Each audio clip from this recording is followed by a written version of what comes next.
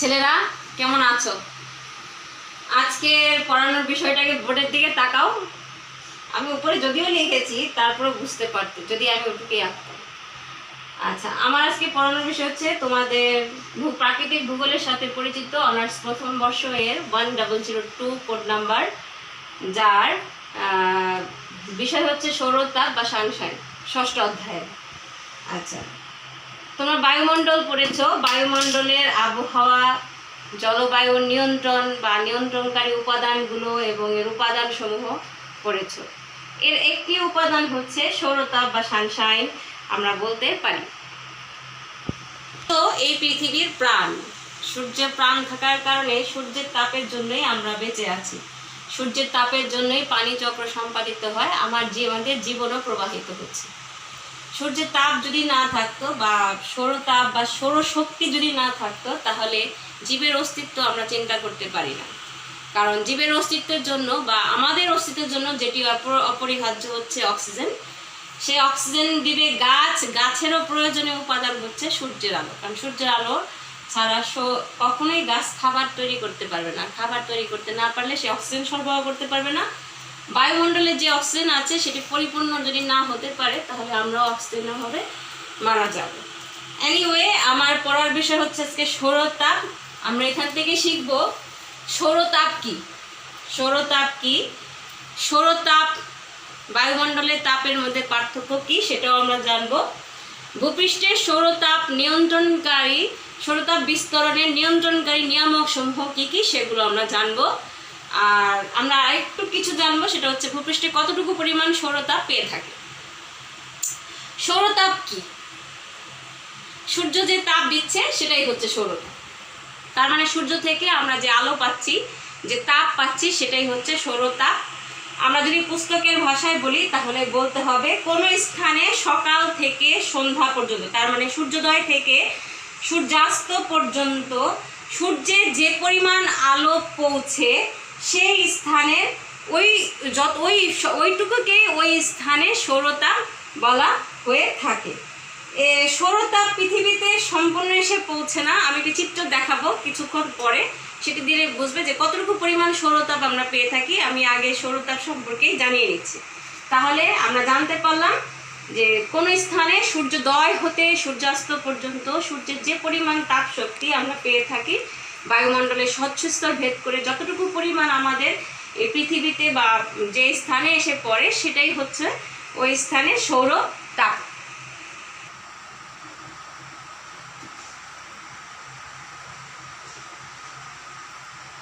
সৌরতাপ আর বায়ুর তাপের মধ্যে পার্থক্য কি? সূর্য হতে যে পরিমাণ, আগে আমরা সংজ্ঞাটা জেনে নিই। সূর্য হতে যে পরিমাণ তাপ আমরা গ্রহণ করি সেটি হচ্ছে সৌরতাপ। পক্ষান্তরে সৌরশক্তির মাত্র 19% গ্রহণ করে বায়ুমণ্ডল যে তাপ পায় বা বায়ুমণ্ডল যে উত্তপ্ত হচ্ছে সেটি হচ্ছে বায়ুর তাপ। সৌরশক্তি একটি একক শক্তি, কিন্তু বায়ুমণ্ডল হচ্ছে এই সৌরশক্তি হতে গৃহীত তাপের প্রকাশ করে মাত্র। সে সৌরশক্তি হতে তাপ গ্রহণ করে এবং আমাদেরকে প্রকাশ করে দেখায়। আমরা বলতে পারি সৌরশক্তি নির্দিষ্ট উৎস হিসাবে অনবরত পৃথিবীতে তাপ দিয়ে যাচ্ছে, কিন্তু বায়ুর তাপ সাধারণত দিনের বেলায় পৃথিবীতে সর্বাধিক থেকে থাকে, রাত্রে বায়ুর তাপ কমে যায়। কিন্তু রাত্রেও কিন্তু সূর্যের তাপ আমরা পেয়ে থাকি। সূর্যাস্ত পর্যন্ত আমরা বলি তাপ, কিন্তু সূর্য কিন্তু কখনোই ডুবে যায় না। আমরা জানি পৃথিবী তার ঘূর্ণনের জন্য, আবর্তন গতির জন্য একদিকে দিন একদিকে রাত হয়। তাহলে সূর্য অনবরতই পৃথিবীতে তাপ প্রয়োগ করে যাচ্ছে, কিন্তু বায়ু যে স্থানে সূর্য তাপ পায় সেই স্থান থেকে গ্রহণ করে অন্য স্থানে, আবার ধীরে ধীরে রাতে সেটা ঠান্ডা হয়। সৌরশক্তি বন্টনের পরিমাণ দিবসের দৈর্ঘ্য, অক্ষাংশ এই অবস্থানের উপর নির্ভর করে, কিন্তু বায়ুর তাপ পরিমাপের জন্য বায়ু প্রবাহের এবং বায়ুর চাপের উপর ভালোভাবে চাপের উপর নির্ভর করতে হবে। তাহলে আমরা বুঝতে পারছি সৌরতাপ আর বায়ুর তাপের মধ্যে পার্থক্য। আবার জলবায়ু এবং আবহাওয়ার উপর সৌরতাপের প্রভাব কি?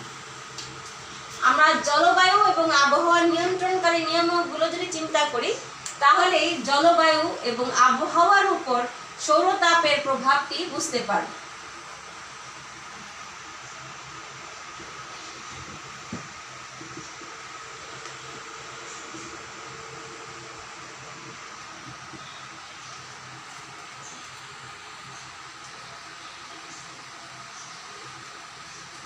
আমার হাতের লেখা কিন্তু খারাপ লাগছে, কারণ আমি দ্রুত লিখছি, সময় স্বল্পতার জন্য আমি খুব দ্রুত লিখছি।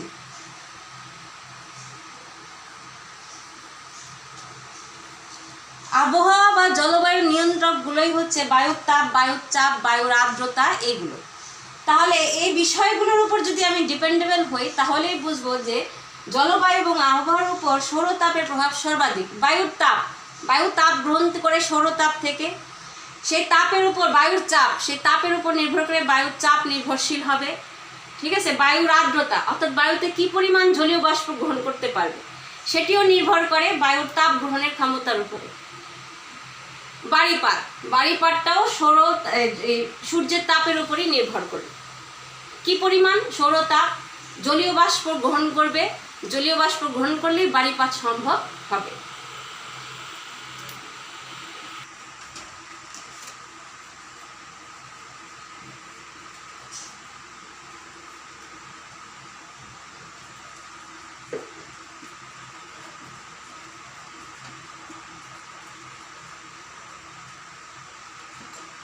ছেলেরা, ভূপৃষ্ঠে সৌরতাপ বিস্তরণ নিয়ন্ত্রণকারী নিয়ামক সমূহ আমি বোর্ডে লিখেছি, তোমরা একটু ভালো করে দেখো, দেখলেই বুঝবে যে কি কি নিয়ন্ত্রণকারী নিয়ামক সমূহ আমাদের এই ভূপৃষ্ঠে সৌরতাপ বিস্তরণে নিয়ন্ত্রণ করে থাকে।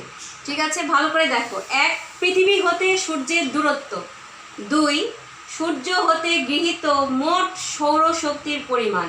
3, সূর্য রশ্মির তির্যক পতন। 4, দিবাভাগের দৈর্ঘ্য। 5, বায়ুমণ্ডলের গভীরতা। 6, জল ও স্থল ভাগের অবস্থান।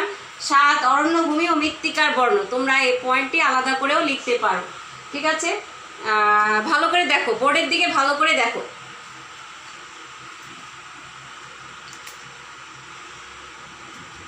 সূর্যের দূরত্ব, পৃথিবী হতে সূর্যের দূরত্ব মানে বোঝানো হয়েছে সূর্য, এই দূরত্বটা আমাদের তাপ শক্তি পেতে কতটুকু নিয়ন্ত্রণ করে থাকে।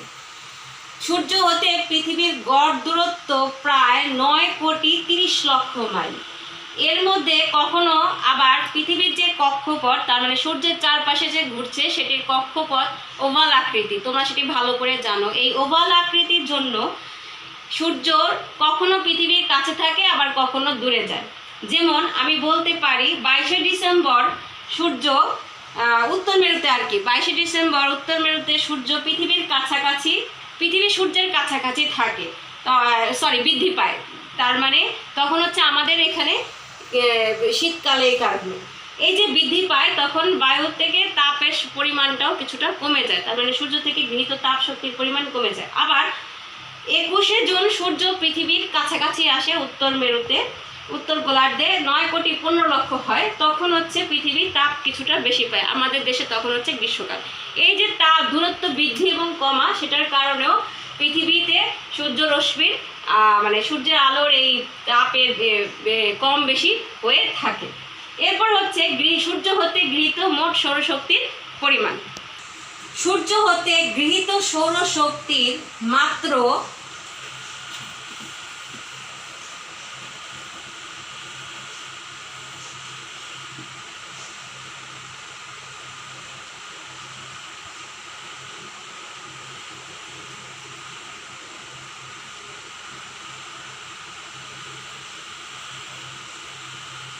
সূর্য হতে গৃহীত সৌরশক্তির মাত্র এইটুক হচ্ছে আমরা পৃথিবীতে এসে পৌঁছে, তার মানে আমরা পেয়ে থাকি।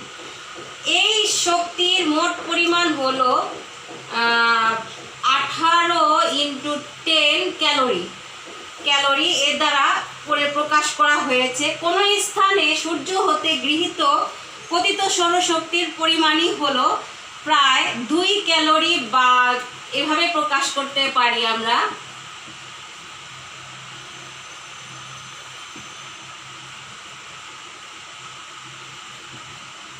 মিনিট MIN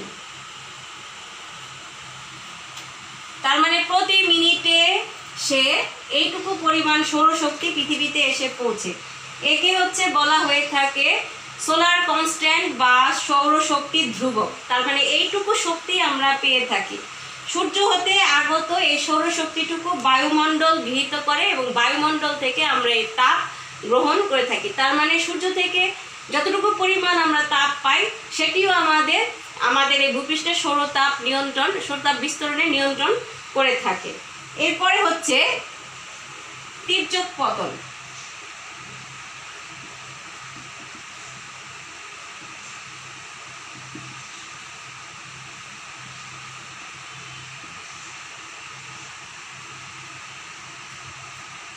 আমরা আগেই বলেছি যে পৃথিবীর সব জায়গায় সৌরশক্তি সমানভাবে পড়ে না। কোথাও সূর্য আমরা জানি 0.5 নিরক্ষীয় অঞ্চল থেকে সৌর প্রতি বছরই 37° অ্যাঙ্গেল উত্তর এবং 37° দক্ষিণ পর্যন্ত তার প্রবেশ কক্ষপথে সে পরিভ্রমণ করে। এই যে পরিভ্রমণ করা, সেই পরিভ্রমণ করাকালে নিরক্ষরেখার উপর সূর্য সারা বছরই লম্বভাবে কিরণ দেয়। এই কারণে ওই অঞ্চলে নিরক্ষীয় অঞ্চল হচ্ছে পৃথিবীর মাঝামাঝি যে জায়গাটি, সেটিকে আমরা নিরক্ষীয় অঞ্চল বলি, যেটিকে আমরা 0° অক্ষরেখা দ্বারা চিহ্নিত করি, সেটিকে বলছি আমরা নিরক্ষীয় অঞ্চল। নিরক্ষীয় অঞ্চলে সূর্য সারা বছর লম্বভাবে কিরণ দেয়, তাই এই অঞ্চলে তাপমাত্রা অধিক। ইভেন তার কক্ষপথ হচ্ছে এইটুক।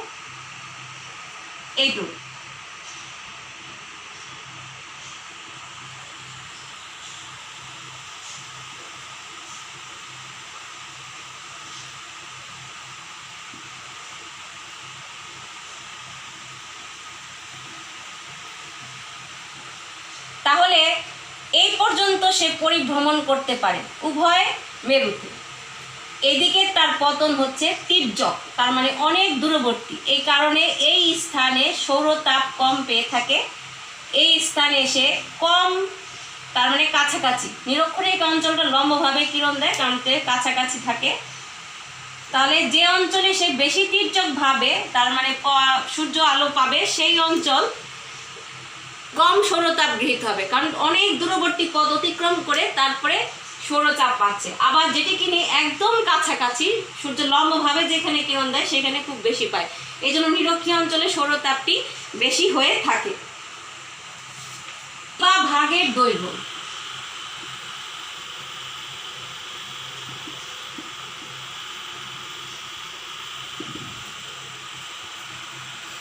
দিবা ভাগ অর্থাৎ দিনের বেলার উপর সূর্য, পৃথিবীর দিনের বেলার সূর্য যদি মানে দিগন্তের যত বেশি বড় হবে সৌরশক্তি তত বেশি গৃহীত হবে। ঠিক উপর বিপরীত হবে যদি রাত্রি বেশি বড় হয়, তার মানে দিন যত বড় হবে সৌরশক্তি গৃহীত পরিমাণও, সৌরশক্তি পাবারও পরিমাণটা সেটা বেশি হবে।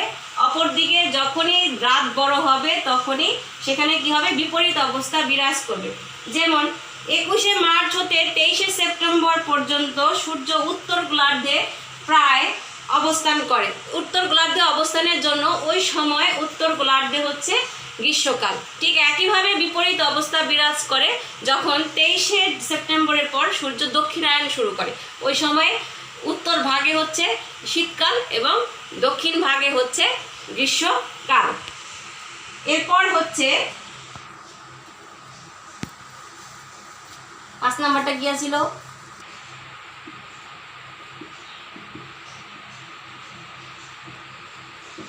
বায়ুমণ্ডলের গভীরতা। বায়ুমণ্ডলের গভীরতার উপরও সৌরশক্তি গ্রহণের ক্ষমতা, মানে কতটুকু আমরা সৌরশক্তি পাবো সেটা ডিপেন্ডেবল। বায়ুমণ্ডলের সূর্য যদি উল্লম্বভাবে তাপ দেয়, তার মানে কম পরিমাণ জায়গা, আমি যেটা সূর্যরশ্মি তির্যক পতনের সময় চিত্র এঁকে দেখিয়েছিলাম সেটারই একটা বিষয়, সেটি হচ্ছে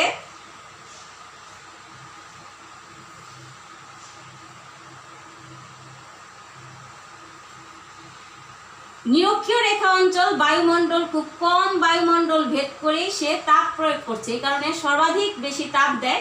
ঠিক একইভাবে ক্রান্তীয় উপক্রান্তীয় অঞ্চলে সে তির্যকভাবে পতনের কারণে সেখানে অধিক বায়ুমণ্ডল, তার মানে অধিক জায়গায় ভেদ করছে, তার মানে তির্যক পতনের কারণ তার স্থানের বেশি হচ্ছে। স্থান বেশির কারণ সেখানে বায়ুমণ্ডলের গভীরতাও বৃদ্ধি পায়, এ কারণে সেখানে তাপও কম পায়। এ কারণেই পৃথিবীর দুই মেরুতে ঠান্ডা, আমরা যেটাকে বলি হিমমণ্ডল, পৃথিবীর দুই মেরু হিমমণ্ডলে পরিণত হয়েছে। এরপরে হচ্ছে জল ও স্থল ভাগের অবস্থান। এরপরে হচ্ছে জল এবং স্থল ভাগের অবস্থান। আমরা জানি পৃথিবীর ৭১ ভাগ জল আর ২৯ ভাগ হচ্ছে স্থল।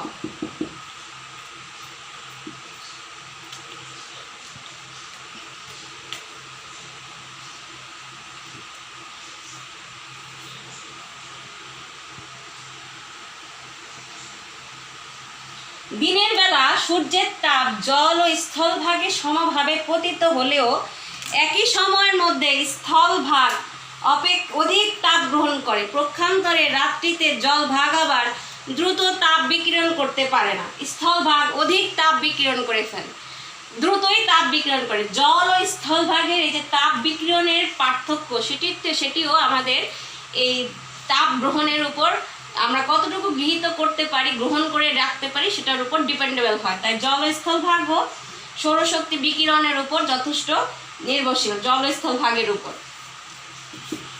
হচ্ছে অরণ্য ভূমির অবস্থান। আমি একসাথে দিয়েছিলাম অরণ্য ভূমি ও মৃত্তিকার বর্ণ, এখানে তোমরা আলাদা করেও লিখতে পারো, সেটি সমস্যা নেই, আবার একসাথেও বলতে পারো। আচ্ছা, অরণ্য ভূমিটি কি? আমরা জানি যেখানে অধিক গাছপালা প্রাকৃতিকভাবে জন্মায় সেখানে অরণ্যের সৃষ্টি করে। সাধারণত যে অঞ্চলে গাছপালা বেশি থাকে সে অঞ্চলে প্রশোধনের হারও বেশি, বৃষ্টিপাতের পরিমাণও বেশি। এই কারণে মাটি সহজেই শীতল হয়। আর অরণ্যভূমি থাকার কারণে সেই অঞ্চলে তাপ গ্রহণ, মৃত্তিকায় তাপ গ্রহণ ক্ষমতাও কমে যায়, তার মানে ভূপৃষ্ঠের তাপ সরাসরি সে পৌঁছাতে পারে না, গাছ দ্বারা সেটি উপরি অংশ থাকে। আবার গাছও কিন্তু, তার মানে বৃক্ষও কিন্তু কিছুটা তাপ গ্রহণ করে। সেই কারণে অরণ্যভূমি যে স্থানে আছে সেখানে সৌরতাপ বিস্তরণ কিছুটা কম হয়। মৃত্তিকার বর্ণ আমাদের এই ভূপৃষ্ঠের সৌরতাপ বিস্তরণে অন্যতম নিয়ামক।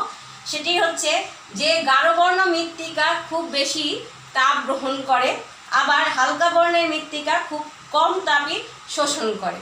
আবার যে স্থানে বালু মৃত্তিকা অবস্থিত সেই অঞ্চলে তাড়াতাড়ি তাপ গৃহীত হবে।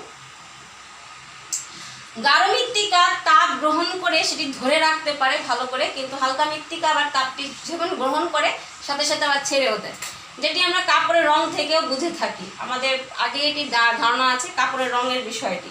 তাহলে বুঝতে পারছি আমরা অরণ্য এবং মৃত্তিকার বর্ণ সৌরতাপ বিস্তরণে নিয়ন্ত্রণকারী নিয়ামক সমূহের অন্যতম। এছাড়াও পাহাড় পর্বতের অবস্থান, ঢালের বিবরণ, এইগুলো আমাদের সৌরতাপ বিস্তরণে নিয়ন্ত্রণ করে থাকে।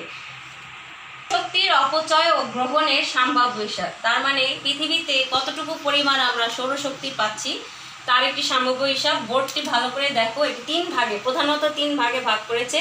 সেগুলো কি কি? 1, মহাশূন্যে বিচ্ছুরিত প্রতিফলিত তাপ, তার মানে মহাশূন্য থেকে ফিরে যায়, সেটি হচ্ছে 34%।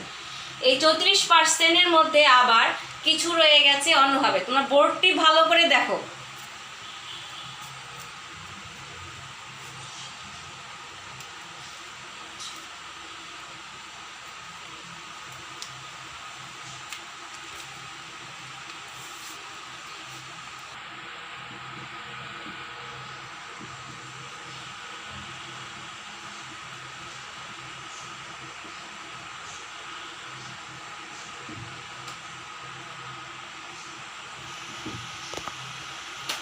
মেঘ হতে প্রতিফলিত হয়ে ফিরে যাচ্ছে 25%, ভূপৃষ্ঠ থেকে ফিরে যাচ্ছে 2%, বায়ুমণ্ডল দ্বারা বিচ্ছুরিত হচ্ছে 7%। এই হচ্ছে মহাশূন্যে, তার মানে উপরের ভাগ থেকে ফিরে যাওয়ার পরিমাণ হচ্ছে 34%। ঠিক আছে, এরপর হচ্ছে বায়ুমণ্ডল কর্তৃক গৃহীত তাপ। বায়ুমণ্ডল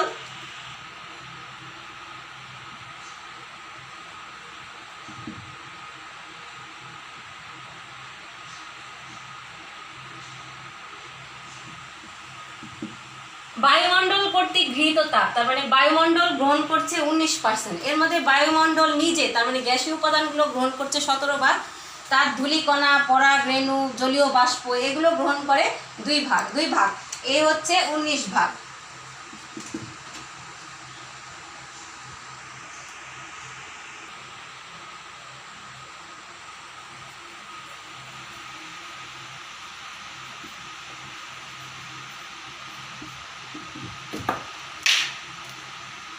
আচ্ছা, ভূপৃষ্ঠ কর্তৃক গৃহীত তাপ, ভূপৃষ্ঠ কতটুকু তাপ করে? সরাসরি আসে 19 ভাগ, আলোক বিকিরিত হয় 5 ভাগ, আর মেঘপুঞ্জ হতে প্রতিফলিত হয়ে আসে মাত্র 23 ভাগ।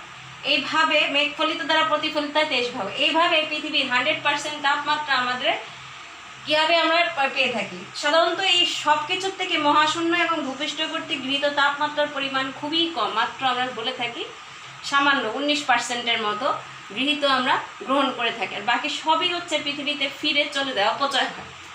এই হচ্ছে আমাদের সৌরশক্তির অপচয় গ্রহণের একটি সম্ভাব্য হিসাব। আমি একটি চিত্র আছে, চিত্রটি আমি তোমাদেরকে পরবর্তীতে দেখিয়ে দিব একে, বা আমি তোমাদের গ্রুপে দিয়ে দিব, তোমরা একটু সংগ্রহ করে নিবে। বুঝলে ছেলেরা এবার যে আমাদের সৌরশক্তি কি দরকার জীবনে? সৌরশক্তির এই যে গৃহীত তাপ, সেটি অল্প পরিমাণে আমরা পেলেও তা আমাদের জীবনের জন্য খুবই দরকারি। যদি সম্পূর্ণ সৌরশক্তির তাপ পৃথিবীতে আসতো তাহলে কিন্তু আবার আমরা আমাদের অন্ধ হয়ে যেতাম, ক্যান্সারের মতো নানা ধরনের রোগ হতো। তাই যতটুকু তাপে আমরা গৃহীত করি, ততটুকু তাপই আমরা যদি পরিমিতভাবে ব্যবহার করতে পারি, তার দ্বারা আমরা এই শক্তি দ্বারা আমরা অনেক কিছু সৃষ্টিও করতে পারি। ইভেন এটা ব্যবহার করে আমরা বিদ্যুৎ শক্তি উৎপাদন করতে পারি। তাই বলা যায় যে সৌরশাপ বা সৌরশক্তি আমাদের খুবই দরকারি একটি বিষয়। ভালো থাকবে ছেলেরা, এই হচ্ছে আমার কামনা।